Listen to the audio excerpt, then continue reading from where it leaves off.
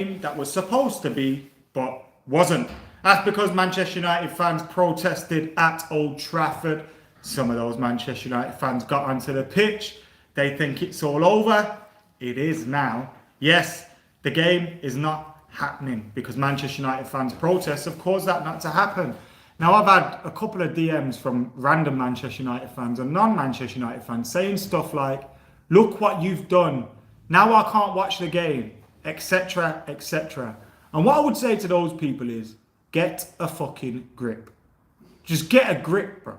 Like, to make an omelette, you gotta crack a few eggs. And listen, when did the Glazers ever listen to us? When did peaceful protest ever work? When did going out there singing a few songs, oh yeah, Glazers out, and this, that, and the other, and then fuck off home, when did that ever work? It doesn't work. So Manchester United fans have to make their voices heard. They have to do something that will make people sit up and take notice. You think of any great protest, footballing, social, whatever, like, just think of any protest. Any protest, you have to have a little bit of something going on. A little bit something different. A little bit of something that people cannot control. Because that's when they sit up and take notice. That's when they start to think, shit, these guys mean business. And today, Manchester United fans did. And you know what? I'm hearing some people, like I've just been on TalkSport and had to defend United fans. I'm hearing some people target Manchester United fans, saying you've embarrassed the club, this, that, and the other. Going on like there was a tooled up mob outside Old Trafford baying for blood.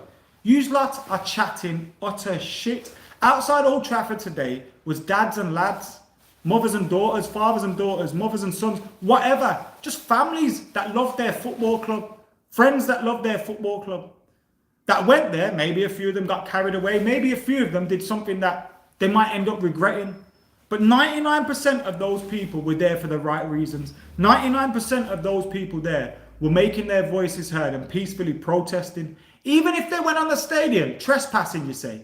How the fuck can a Manchester United fan trespass at Old Trafford? It's like telling me I'm trespassing at my own house. Are you stupid, bro? That's Manchester United Stadium. United fans can't trespass. And then, obviously, I've seen like an image of a security guard or something hurt. Nobody wants to see that. But people are going on like, that is everywhere. That's all that happened. No, it's not. I saw little kids doing overhead kicks into the goals, taking pictures on the pitch, hugging each other and their mates, celebrating. Because these people are Man United fans that have probably dreamed of stepping foot on that pitch, dreamed of that moment. So when they saw a chance, they forgot about a protest, they forgot about all that. They just saw their dreams coming true by being on that pitch. And those are the kind of things that the Glazers can't quantify, they can't grasp. That us Manchester United fans or football fans love the game, love their clubs more than anything. Like, it's incredible the kind of connection that we have to our football clubs. And yeah, we're going to see a lot of people coming out, like Marty's saying, the press are smearing Man United fans, smearing us left, right and centre. And we need to just stand up and tell them to go fuck themselves. Because this fight does not stop here. It doesn't stop here. I'm not saying go out there, go and get yourselves arrested, guys. But what I'm saying is we have to keep the momentum going. From last week to this week. Arsenal fans, I'm talking to you. Liverpool fans, I'm talking to you. Keep the momentum going. Because we can start to make these guys sit up and take notice. We can start to make the government sit up and take notice. And start to possibly look at implementing 50+1 kind of ownerships. Now, I think that's a stretch. I think we've got to be really lucky to make that happen. But there's hope. There's a glimmer of hope. Something that can, fans that have been... Bro, Graham Souness today said, where were these fans protesting? When we were winning things? You dickhead. You don't remember 2011? You don't remember David Beckham and his green and gold scarf? You don't remember the FC United of Manchester and the protests in 2005? We were protesting under Sir Alex Ferguson and we'll keep protesting. And those people that keep saying stuff like, yeah, protest, but, just do it over there. Just do it over there. Just go over there so we can't fuck off. That's what you want. That's what the Glazers want. But now, wherever they are, in Florida or wherever, they'll be thinking, why didn't our business perform today? Why wasn't there a show on at Old Trafford? That's what the Glazers will look at it at.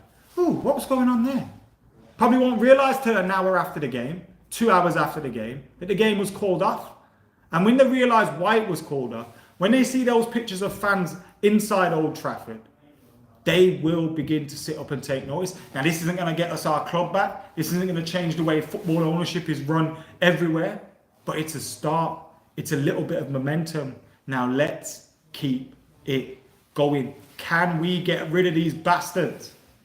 It's a dream, but looks a little bit possible. Look who's here as well. Man like. All right.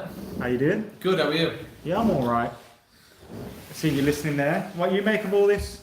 I mean, yeah, I love it. You love it? Yeah, like, the alternative is, a few of you stand outside, sing a few songs, go home, match gets played, tomorrow the back pages are, Man United beat Liverpool or Liverpool beat United, City are champions. That's the alternative story for today. And the story that most people wanted and the story that would, easily brush this to one side. I was a bit worried that doing this on the day of a match meant that you are literally writing the next news story, or you're writing the news story that will be taken away again by the match happening. So the fact that we've postponed the match, the fact that this has been put to one side, the fact that this has actually stopped the thing that was gonna come in and just basically, oh yeah, there was a protest yesterday before the game. Now there was a protest yesterday instead of the game. And that is brilliant. And that is so much more than I hoped it would be. And I didn't, and to be honest, obviously, like you said, any footage of people getting hurt, whether, it's a security guard or fans or anything like that, I don't want to see that. But in terms of the scale of this and how few people were hurt, I think that it's about as good an outcome as you can ask for in terms of, the peacefulness of it and the outcome of it. It's very, very difficult, if not impossible, to have a peaceful protest where no one gets hurt, nothing happens, and yet you still see change and you still see consequences. And I think we've got as close to that as we possibly could today. Obviously, like I said, I don't want to see anyone getting hurt, no matter who they're for or which side of things they're on. But I think it's done pretty well in terms of the outcome and doing that and completing that outcome without hurting as few people as possible. It's like what you just said. Like, if we just protest how these guys want us to. Yeah. That's the point. Great. It's not a protest, then, is it? No. The protest isn't, because I know, to me, a protest isn't standing somewhere and chanting something. I mean, obviously that is protesting people's eyes, and that's what you think of as a protest. But a protest is disrupting the norm in a way that affects the people you are protesting against. Because a protest, let's say a workplace protest, you don't turn up to work because you're protesting. That affects the business because they don't make the money that you make them by working. A protesting against Manchester United, standing outside the ground singing a few songs, that's a match day to them. Yeah. That's not a protest. And I'm not saying that any attempt to do that isn't valid or it doesn't work or shouldn't be done, because I think anything that can be done should be.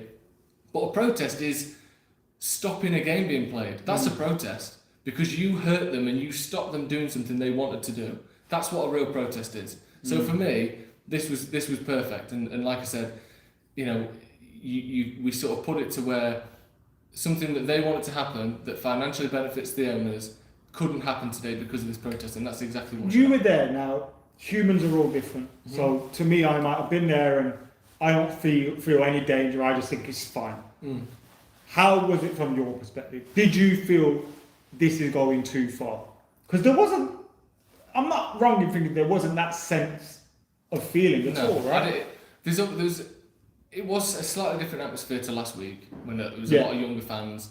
That was almost like a not party atmosphere, but it's good that we're out doing this atmosphere was last week. This week it had a more of an intensity to it, but it didn't have a feeling of fear or a feeling of a sort of a mob, gang type feel to it. It didn't have anything like that. It felt like fans. If you've ever been to a match at Old Trafford, it felt like 20 minutes before kick-off outside, pretty much. Or an away game. Felt like outside of the away game. It felt like an away game, yeah, that's a better way of putting it. Bit moodier. Everyone's just footloose, but it didn't feel, nasty or dangerous or anything like that. It just felt, like you said, a bit moody, we're sick of this, but it felt like people are in it together, and that we're trying to do something that the owners will see. And again, they did that, and I just I think it's good. Same. I think it's good as well. Even if we didn't get to beat Liverpool today. City And aren't we didn't champions. get to touch the fucking turf either. I That's know. the one thing I wish I'd have been able to touch Old Trafford turf. If we weren't so bait, we could have just ran on the pitch. I know, I'd have loved it. I'd have loved that. Anyway, guys, thank you for tuning in. Make sure you like and comment and share and subscribing.